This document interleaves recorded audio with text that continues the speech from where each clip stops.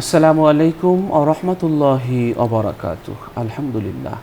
আলহামদুলিল্লাহি রাব্বিল আলামিন ওয়াসসালাতু ওয়াসসালামু আলা সাইয়্যিদিল মুরসালিন ওয়া আলা আলিহি ওয়া আসহাবিহি আজমাইন।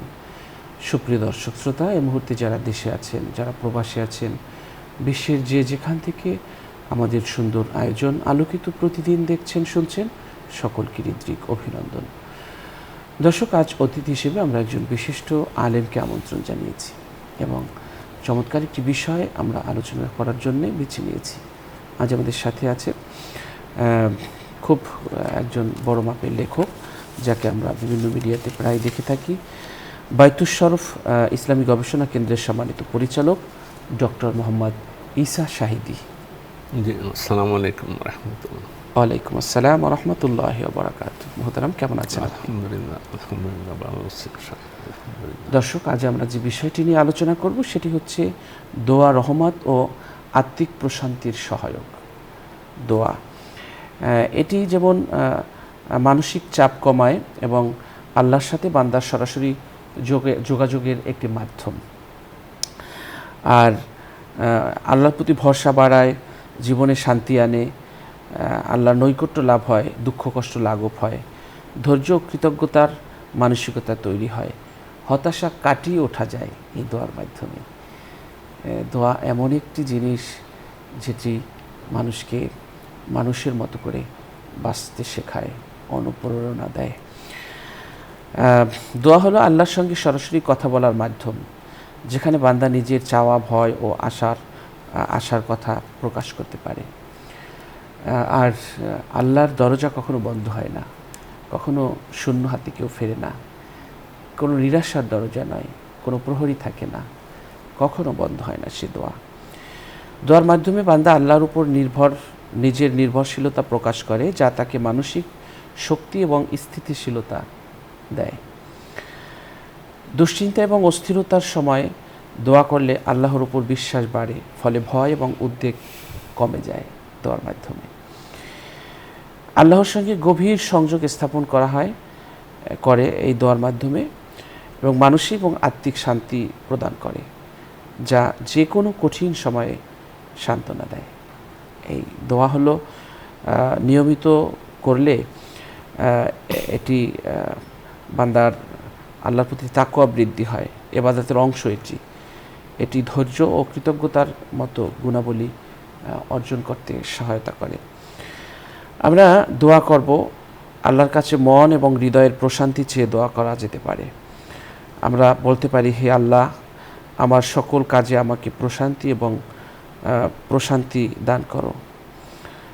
আমরা নানান দোয়া রয়েছে, রাসূল সাল্লাল্লাহু আলাইহি ওয়াসাল্লাম যে দোয়াগুলো পড়তেন, এবং কোরআনে যে দোয়া আছে, এবং নবীরা যে দোয়াগুলো পড়তেন, সেই দোয়াগুলো আমরা পড়তে পারি। রাসূল সাল্লাল্লাহু আলাইহি ওয়াসাল্লামের প্রতি দরুদ পাঠ করা আল্লাহর রহমত লাভের একটি বড় মাধ্যম, এবং এটি আত্মিক প্রশান্তি দেয়। মানসিক প্রশান্তির জন্য কোরআন তেলাওয়াত ও নির্দিষ্ট সূরা পাঠও অত্যন্ত গুরুত্বপূর্ণ। কঠিন পরিস্থিতিতে নামাজ এবং ধৈর্যের মাধ্যমে আল্লাহর সাহায্য প্রার্থনা করতে হবে, যা মানসিক চাপ কমাতে সহায়ক। চলুন আমরা চমৎকারী বিষয়টি নিয়ে আলোচনা শুনছি আজকের অতিথির কাছ থেকে। জি মোহতারাম। জি, আসসালামু আলাইকুম রাহমাতুল্লাহ। দোয়া আল্লাহ পাক সুবহানাহু ওয়া তাআলা নির্দেশ দিয়েছেন, উদউনি আস্তাজিব লাকুম, তোমরা আমাকে ডাকো, আমি তোমাদের ডাকে সাড়া দেব, জবাব দেব। তাহলে এই দোয়াটা হলো ফরজ, দোয়া করাটা, স্বয়ং দোয়াটা হলো ফরজ। আল্লাহর সাথে বান্দার সম্পর্ক করার একমাত্র মাধ্যম হলো দোয়া। না বলবেন যে নামাজে তো মাধ্যম হতে পারে, হ্যাঁ, নামাজের মধ্যে সেই আল্লাহ স্মরণ এবং দোয়া থাকতে হবে, তাহলে নামাজটা প্রাণবন্ত হয়, সেটা আল্লাহর সান্নিধ্যের কারণ হতে পারে, উসিলা হতে পারে। আমার ছোটবেলায় আমি ঢাকায় যখন আসছি, আমাদের গ্রাম থেকে একটা বিশেষ সংবাদের জন্য আমাকে যখন সংবাদটা পাঠানোর জন্য, তখন তো টেলিগ্রাম ছিল, অ্যানালগ টেলিফোন ছিল। স্টেশনে যাওয়ার পরে স্টেশন থেকে আমাকে অনেক চেষ্টা করে মানে পাইছে, পুরো দিন আমার আব্বা কষ্ট করে পাইছে আমাকে কথা বলার জন্য। আমাকে এখানে তো মোবাইল তো ছিল না তখন, এখনকার প্রজন্ম ছেলেপেলে যারা আছে তারা বুঝতে পারবে না যে মোবাইল ছাড়া যে একটা জগৎ ছিল, একটা সময় আমাদের কেটে গেছে। মোবাইল ছিল না, টেলিফোনও কয়জনের বাসায় ছিল, কয়জনের ঘরে ছিল, টেলিফোনে খোঁজাখুঁজি। তো এখন মনে করেন এখন মোবাইল না আসাতে পৃথিবীর ওই প্রান্তে আমাদের আত্মীয় স্বজন যারা আছে বলছে যে এতটা সময় একটু আমাকে ঘুম থেকে জাগাই দিয়েন, তাহলে এখান থেকে সাথে সাথে পাচ্ছি। দোয়াটাও সেরকম কথা। দোয়াটা আমরা আল্লাহ কোথায় আমরা জানি না, আল্লাহ কোথায় আমরা আল্লাহর সাথে কিভাবে যোগাযোগ করবো। আল্লাহ পাক সুবহানাহু ওয়া তাআলা বলছেন যে আমাকে পাওয়ার জন্য টেলিফোন নম্বর হলো দোয়া। একজন আলেম একদম ওয়াজের সময় বলছিল, আমি ছোটোবেলায় শুনছি, বলছে যে আল্লাহর কাছে টেলিফোন করার জন্য একটা নাম্বার আছে, তো নাম্বারটা জানা থাকলে এই নাম্বার দিয়ে টেলিফোন করলে আল্লাহকে পাওয়া যায়। কয় কত নাম্বার? কয় 24434। 2 মানে ফজর, ফজর 2 রাকাত নামাজ, 44 জোহরের 4, আসরের 4, তারপর 3 মাগরিব, আর 4 ঈশা। এগুলো অনেক শৈল্পিক কথাবার্তা আর কি, মানুষের মনোযোগ আকর্ষণের জন্য। সেটা মানে এই দোয়ার মাধ্যমে, নামাজের মাধ্যমে আল্লাহকে পাওয়া যায় এবং দোয়ার মাধ্যমে পাওয়া যায়। তো আল্লাহ পাক সুবহানাহু ওয়া তাআলা কোরআন মজিদের মধ্যে ইরশাদ করেছেন, ওয়া ইজা সাআলাকা ইবাদি আন্নি, আমার বান্দা যখন আল্লাহ রসুলকে বলতেছেন আপনার কাছে লোকেরা এসে জিজ্ঞাসা করে আল্লাহ কোথায় থাকেন, আল্লাহকে কিভাবে পাওয়া যাবে, আল্লাহর পরিচয় কি, এগুলো নানা কথা আপনার কাছে এসে জিজ্ঞাসা করে, আমার সম্পর্কে জিজ্ঞাসা করে। ওই ইজা, যখন আপনার কাছে জিজ্ঞাসা করে এবাদি, আমার বান্দারা, আন্নি, আমার সম্পর্কে, বলে দেন ফাইন্নি করিব, আমি একদম কাছেই আছি। ওয়ানাহনু আকরাবু ইলাইহি। অন্য আয়াতের মধ্যে আছে যে আল্লাহ তাআলা কাছে আছেন মানে কি, মানে এই শহরের মধ্যে আছেন, আমার দেশে আছেন, আমার এই শহরের মধ্যে আছেন, কদ্দুর দূরে আছেন, আমার যে মানে রাস্তায় আছেন, গলিতে আছেন, বাড়িতে আছেন, আমার রুমের মধ্যে আছেন। আল্লাহ তাআলা বলছে যে না, আমি তার চাইতেও কাছে। মানুষের সবচেয়ে কাছে কি হতে পারে? মানুষের জন্য, মানুষ যদি মনে করা হয় যে আত্মা, সে আত্মার সবচাইতে কাছে হতে পারে শাহরগ। আল্লাহ পাক সুবহানাহু ওয়া তাআলা বলছেন ওয়ানাহনু আকরাবু ইলাইহি মিন হাবলিল ওয়ারিদ, আমি তার কাছে, তার হাবলুল ওয়ারিদ, এই যে শাহরগ, মোটা রগ যেটা আছে, তার চাইতেও আমি তার নিকটে। উজিবু দাওয়াতাদ দাঈ ইজা দাআনি, আমি তার দায়ী, কেউ যখন আহ্বান করে তার আহ্বানে আমি সাড়া দেই। উজিবু, জবাব দেই, সাড়া দেই। দাওয়াতের দায়ী, দায়ী মানে হলো যে আহ্বান করে তার দাওয়াতে। যে আমরা বলি যে দাওয়াত, দাওয়াত মানে আহ্বান, এই দোয়াটাও আহ্বান, ডাকা। এটা ইজা দাআনি, যখন আমাকে ডাকে, ফালইস্তাজিবু লি, আমি তো তাদের ডাকে সাড়া দেই। তাদেরও উচিত আমি যখন তাদেরকে ডাক দেই, আমার ডাকে তাদের সাড়া দেওয়া। সেই ডাক কখন? 5 ওয়াক্ত নামাজে ডাক দেন না আল্লাহর পক্ষ থেকে, এটা তো আল্লাহর ডাক, আজান, এটা আল্লাহর ডাক। ফালইস্তাজিবু লি ওয়াল ইউমিনু বি, এবং আমার উপরে যাতে পাক্কা খাঁটি ঈমান, সুদৃঢ় ঈমান রাখে, স্থাপন করে, সেভাবে জীবন পরিচালনা করে, তাহলে লাআল্লাহুম ইয়ারশুদুন, তাহলে তারা, আশা করা যায় যে তারা সঠিক পথ, ভালো পথ, সঠিক পথ তারা পাবে, পরিচালিত হবে। এই যে দোয়া, দোয়ার 2টা ধরন। একটা হলো যে আমরা এখন আলোচনা করলাম যে দোয়াটা হলো একটা ইবাদত, আর দোয়াও হুয়াল ইবাদা। হাদিস শরীফে আছে দোয়াটাই হলো ইবাদত, এবং অন্য হাদিসে আছে আর দোয়াও মুখল ইবাদা, দোয়া হলো ইবাদতের মগজ। তার মানে যেই ইবাদতের মধ্যে দোয়া নাই সেটা অন্তঃসার শূন্য দোয়া। ইবাদত। নামাজের মধ্যে যদি আল্লাহর প্রতি কাকুতি মিনতি না থাকে তাহলে সেই নামাজ অন্তঃসারশূন্য হয়ে যাবে।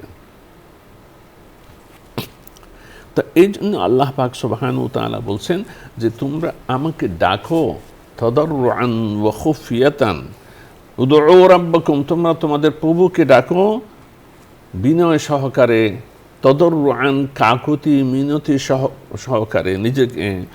ইন্নাহু লা ইউহিব্বুল মু'তাদিন, আল্লাহ তাআলা সীমা লঙ্ঘনকারীকে পছন্দ করে না। সীমা লঙ্ঘন মানে কি? যে দোয়া করে না তাকে আল্লাহ পছন্দ করেন না। এর কারণ কি?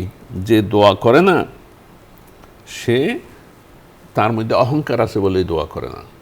যে এখন ইদানিং নামাজ আমি খেয়াল করি, নামাজ পড়লেও ওই যে কত একটা মতবাদ, দুষ্ট মতবাদ আমাদের মাথার উপরে, আমাদের কিছু তথাকথিত শিক্ষিতদের মাথায় বর করছে না, নামাজ পড়ে সবাই মুনাজাত করতেছে, দোয়া করতেছে আর হাত তুলে বসে আছে, হাত এমনি বসে আছে।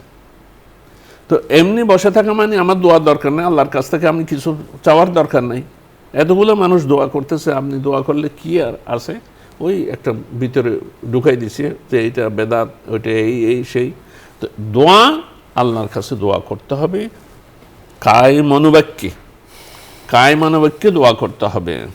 ওয়াদউহু খাউফাম ওয়া তামাআন, আল্লাহ তাআলার কাছে দোয়া করার জন্য ধরন বলে দিছে। আল্লাহর কাছে দোয়া করবে যে শুধু চাইবে না, আল্লাহকে ভয়ও করতে হবে। এই দোয়ার মধ্যে ভয় জড়িত থাকতে হবে, ওয়া তামাআন, এবং লোভ থাকতে হবে, আল্লাহর রহমতের আশা। আল্লাহর ভয় যেমন আছে, আল্লাহর রহমতের প্রত্যাশাও থাকতে হবে। আল ঈমানু বাইনাল খাউফি ওয়ার রাজা। ঈমান কি? ঈমান হলো আল্লাহকে ভয় করতে হবে, আর আরেকটা হলো আল্লাহর আযাবকে ভয় করতে হবে এবং আল্লাহর রহমতের আশা থাকতে হবে। এই দুইটার মাঝখানে হলো ঈমান। ঈমানদারি হলো সেখানে। আল্লাহ পাক সুবহানাহু ওয়া তাআলা বলছেন, ইন্না রাহমাতাল্লাহি কারীবুম মিনাল মুহসিনিন, আল্লাহর রহমত যারা মুহসিন বান্দা, একনিষ্ঠ আল্লাহর জন্য নিঃস্বার্থভাবে আল্লাহর ইবাদত করে, আল্লাহর জন্য নিবেদিত প্রাণ, তাদের অতি নিকটে আল্লাহর রহমত। তার মানে যারা দোয়া করবে তারা আল্লাহর রহমত পেয়ে যাবে। আল্লাহ তো বলেছেন, ওয়াকালা রাব্বুকুম উদউনি আস্তাজিব লাকুম, আমাকে ডাকো আমি সাড়া দেব, আমার কাছে দোয়া করো আমি কবুল করব। হাদিস শরীফে হযরত আবু হুরায়রা রাদিয়াল্লাহু তাআলা রিওয়ায়াত করেছেন, লাইসা শাইউন আকরামু ইনদাল্লাহি তাআলা মিনাদ দুআ, আল্লাহর কাছে দোয়ার চাইতে সম্মানিত আর কোনো ইবাদত নেই। মানে দোয়াটা এতখানি গুরুত্বপূর্ণ। আচ্ছা, এই যে বললাম সীমা লঙ্ঘন করে, মানে যারা দোয়া করে না তারা যেন সীমা লঙ্ঘন করে। অন্য হাদিসের মধ্যে হযরত আবু হুরায়রা রাদিয়াল্লাহু তাআলা বর্ণনা করেছেন, মাল্লাম ইয়াসালিল্লাহ ইয়াগদাব আলাইহি, যে আল্লাহর কাছে দোয়া করে না, কিছু চায় না, আল্লাহ তার উপর রাগান্বিত হন, গোসা হয়ে যান। কেন আমি দিতে চাই, আমার কাছ থেকে চাও না কেন? আচ্ছা, লান্না তারকুস সাওয়ালে তাকাব্বুরুন ওয়া ইস্তিগনাউন ওয়া হাযা লা ইয়াজুজুল আবদ। আল্লামা মুবারকপুরি রহমতুল্লাহ আলাইহি বলছেন যে সওয়াল না করাটা, আল্লাহর কাছে না চাওয়াটার মধ্যে তাকাব্বুর আছে। ওয়া ইস্তিগনা, নিজেকে স্বয়ংসম্পূর্ণ মনে করতেছে, আমার কিছু দরকার আছে না, আল্লাহর কাছে আমি চাইব কেন? এই এবং এটা জায়েজ নাই। এটা বান্দার সবসময় আল্লাহর দিকে নিবেদিত প্রাণ হয়ে থাকতে হবে, আল্লাহর কাছে চাইতে হবে। একজন আরবি কবি খুব সুন্দর বলেছেন, আল্লাহু ইয়াগদাবু ইন তারাকতা সুআলুহু ওয়া বুনাই আদম হিনা ইউসআলু ইয়াগদাবু। আল্লাহ তাআলা কাছে যদি না চায় আল্লাহ রাগ করেন, আর মানুষ আদম সন্তানের কাছে যদি চায় রাগ করে। একজনের কাছে সাহায্য চাইলেন, সাহায্য দিলেন, একবার দিল, দুইবার দিল, বারবার চাইলে বলে যে আর কিছু পাও নাই, কোনো কাজ বাজ না করে আমার এখানে এসে সাহায্য চাওয়া, তো বিরক্ত করে কেন? বিরক্ত হয়ে যায়। কিন্তু তার উল্টা আল্লাহর কাছে যত চায় তত বেশি আল্লাহ তাআলা খুশি হন। হাদিস শরীফের মধ্যে আছে যে আজ কারো স্যান্ডেলের ফিতা ছিঁড়ে গেছে, তার জন্যও যদি আল্লাহর কাছে বলে যে আল্লাহ আমার টেকসই একটা ভালো ফিতা দাও, আমার এই কাপড় দাও, আমার এইটা লাগে ওইটা লাগে, তুমি দান করো, এটার জন্য যদি দোয়া করে আল্লাহ পাক সুবহানাহু ওয়া তাআলা খুশি হন। আচ্ছা, হযরত আবু দাউদ সালমান ফারসি রাদিয়াল্লাহু তাআলা আনহু বর্ণনা করেন, ক্বালা রাসূলুল্লাহ সাল্লাল্লাহু আলাইহি ওয়াসাল্লাম, হুজুর আকরাম সাল্লাল্লাহু আলাইহি ওয়াসাল্লাম বলছেন, ইন্না রাব্বাকুম তাবারাকা ওয়া তাআলা হাইয়্যুন কারীম, আল্লাহ তাআলা লজ্জাশীল এবং খুব মহানুভব, মহান উদার। ইয়াস্তাহি মিন আবদিহি ইযা রাফা ইয়াদাইহি ইলাইহি, বান্দা যখন আল্লাহর কাছে হাত তোলে তখন আল্লাহ পাক সুবহানাহু ওয়া তাআলা লজ্জা অনুভব করেন, আইন ইয়ারুদ্দুহুমা সিফরা, এই হাত দুইটা খালি ফেরত দিতে আল্লাহ তাআলা লজ্জিত হন। অর্থাৎ আল্লাহর কাছে যখন বান্দা হাত তোলে আল্লাহ অবশ্যই দেন। এখানে একটা জিনিস, তাহলে যে কোনো দোয়া যদি করে বান্দা করে তাহলে আল্লাহ কি কবুল করবেন?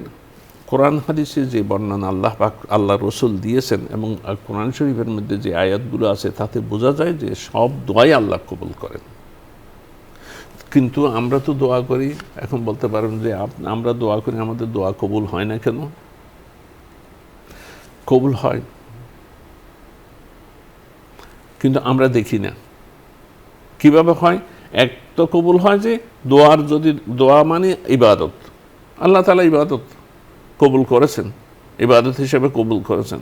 আর যেটা চাচ্ছি সেটা আমাদেরকে সময় মতো দেন, অথবা পাল্টাইয়া দেন।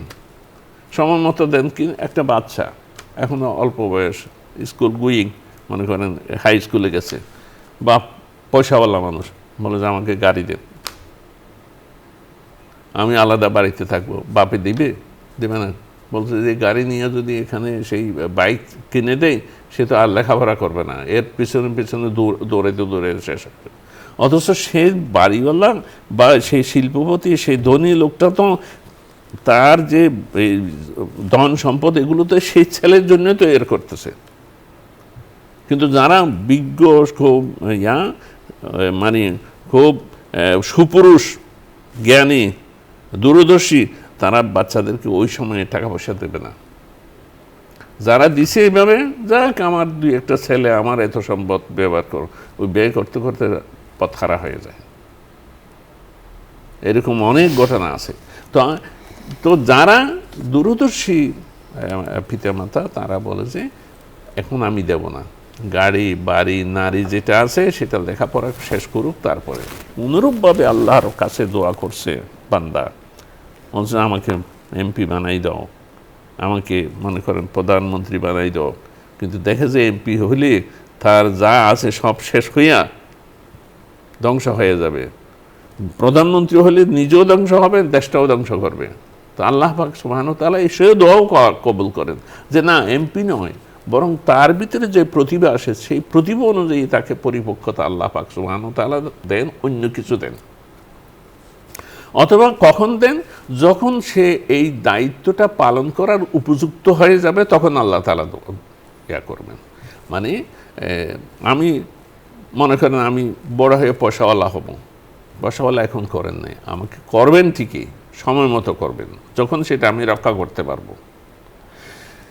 কোনো একটা পথ চাইছি, সেই পথটা আল্লাহ তাআলা দেখবেন যখন আমি সেটা মানে দায়িত্বটা পালন করতে পারবো। অথবা আমি যেটা চাইছি সেটা আমার জন্য উপযুক্ত না, আমি আমার সীমাবদ্ধতার কারণে এটাকে আমি ভালো মনে করেছি, আমাদের জীবনেও ঘটছে, এটার জন্য অনেক লাগাইতেছিলাম, ওখানে পড়তে যাবো, এখানে না।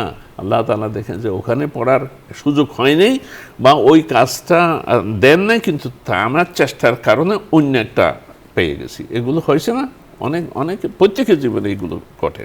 তাহলে আল্লাহর কাছে চাইতে হবে, আল্লাহর কাছে পাইতে হবে। একান্ত যদি মনে করেন চাওয়াও ঠিক মতো হয়নি,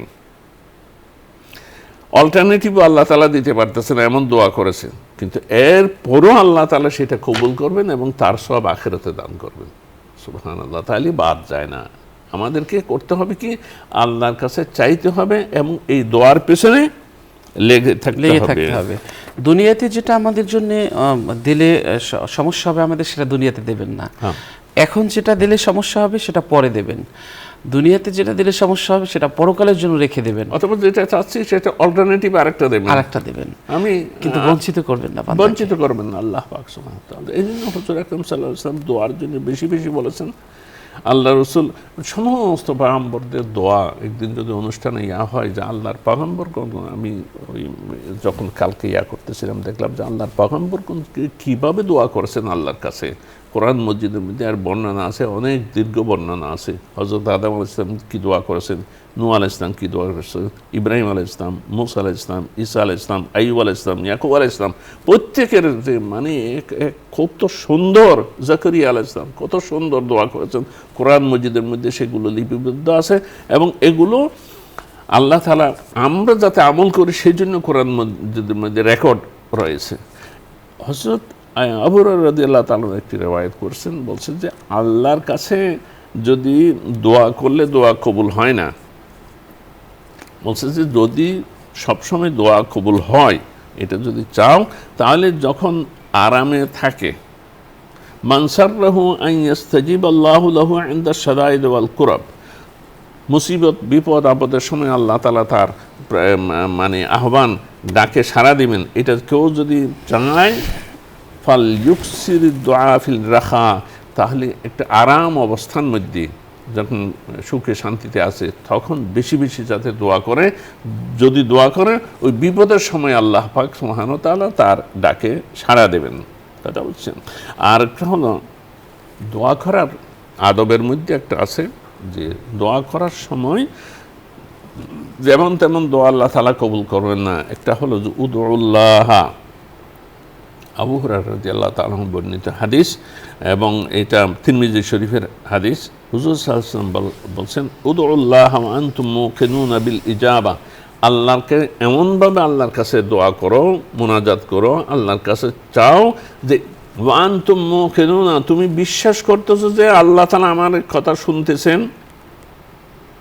যে রুকুতে যাই না, সুবহান রাব্বিয়াল আযীম, আমি মহান আল্লাহর পবিত্রতা ঘোষণা করলাম। ওটার সময় কি বলি, সামি আল্লাহু লিমান হামিদা, আমি যে রুকুতে গিয়ে আল্লাহর মহান আল্লাহর পবিত্রতা ঘোষণা করলাম, এটা সামি আল্লাহু লিমান হামিদা, এটা আল্লাহ তাআলা শুনছেন, এটা আমি আমার মুখে আবার উচ্চারণ করতে হচ্ছে, তার মানে রেকর্ড এটা আর কি, যে আল্লাহ শুনছেন, অবশ্যই শুনছেন, কিন্তু আমার এটা বিশ্বাস করতে হবে যে আল্লাহ শুনেছেন। রব্বানা লাকাল হামদ, আল্লাহ তোমার জন্য সমস্ত প্রশংসা। এই দোয়া করার সময় বলছে ওয়া আনতুম মুকিনুনা বিল ইজাবা, তোমাদেরকে অবশ্যই এটা ইয়াকিন রাখতে হবে, দৃঢ় বিশ্বাস রাখতে হবে যে আমি যে দোয়া করতেছি, আল্লাহ রসুল দোয়া করার জন্য বলেছেন, আলেম ওলামাদের কাছ থেকে শুনেছি এবং আমি কোরআন শরীফের মধ্যে আছে, আমি সেই হিসাবে আমি যে দোয়া করতেছি আল্লাহ তাআলা আমার দোয়া কবুল করতেছেন।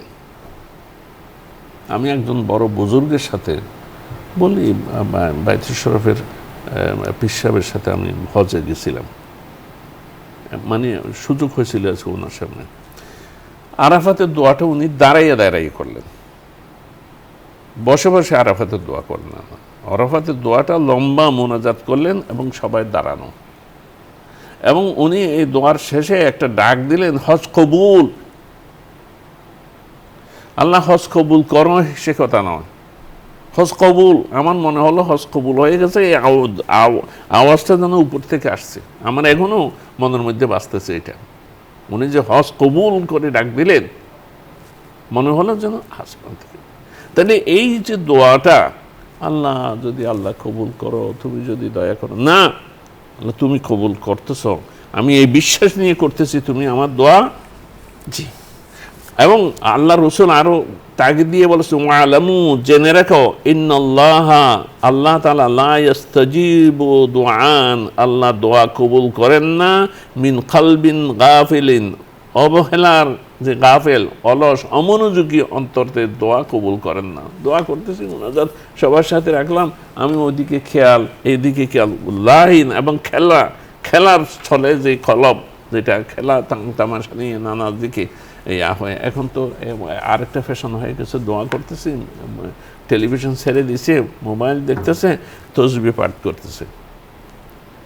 জি। মানে এটারও একটা প্র্যাকটিস আমি দেখেছি। তসবিহ পাঠ করছে, তো কি ওইটা ছবি দেখতেছে না কেন?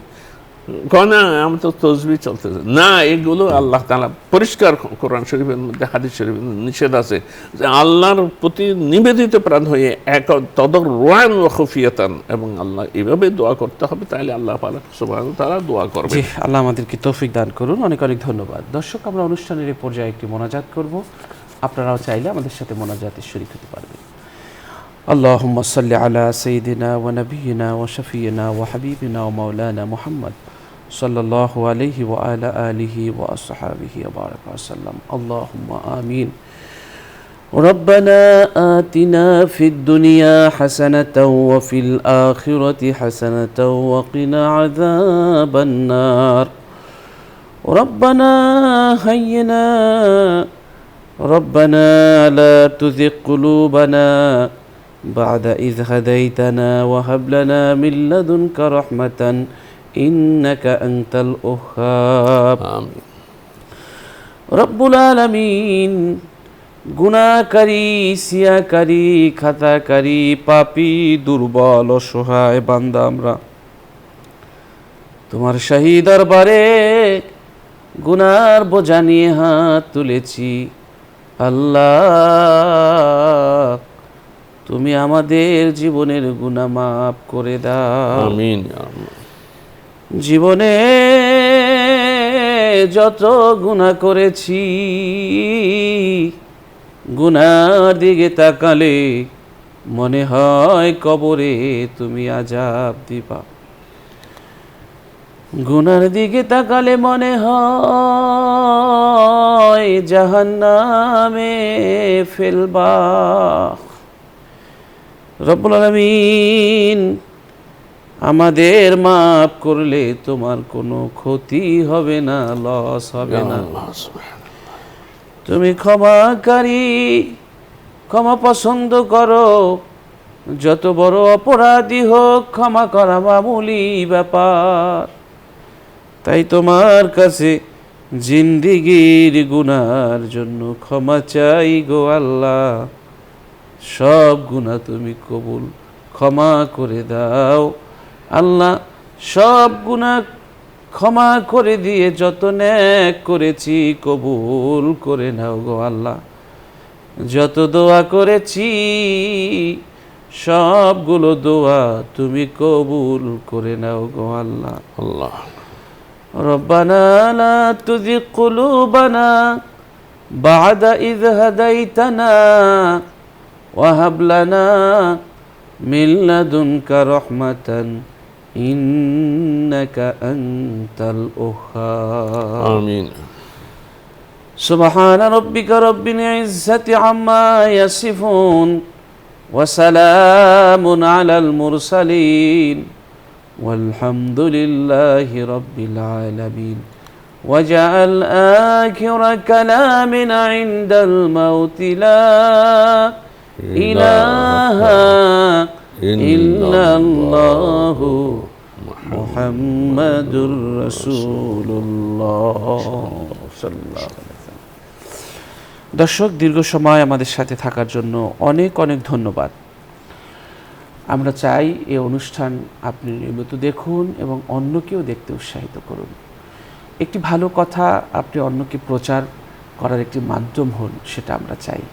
আপনি এই অনুষ্ঠান দেখুন, অন্যকেও এই অনুষ্ঠান দেখতে উৎসাহিত করুন। দেখুন, আমাদের সবটুকুন হায়াত শেষ হয়ে যাবে। এখানে ছিলাম না, আছি, একসময় থাকবো না। কি নিয়ে যাব সাথে করে? একটু একটু করে আমরা সঞ্চয় করি, পরকালের জন্য সঞ্চয় করি, পরকালের সম্বল আমরা তৈরি করি। ইনশাল্লাহ আমরা মুক্তি পাব। কোন কথাটা মানুষের জীবনের মোড় ঘুরিয়ে দেয় আমরা জানি না। কোন কথাটা, কোন লাইনটা মানুষের জীবনে পরিবর্তন আনে আমরা জানি না। এই জন্যে হতে পারে আমাদের বিশ্বাস এই অনুষ্ঠানগুলো আপনার জীবনকে রাঙাতে, জীবনকে সাজাতে, জীবনকে আলোকিত করতে একটি উপলক্ষ হতে পারে। তাই হৃদয় দিয়ে অনুষ্ঠান দেখুন, থাকুন আলোকিত প্রতিদিন অনুষ্ঠানের সাথে। সবার সুস্বাস্থ্য এবং দীর্ঘায়ু কামনা করে আমরা আজ এখানেই শেষ করছি। আগামীকাল ঠিক এই সময় এই অনুষ্ঠান দেখতে চোখ রাখুন। নিউজ 24-এর পর্দায়। আল্লাহ হাফেজ। আসসালামু আলাইকুম ওয়া রাহমাতুল্লাহি ওয়া বারাকাতুহু।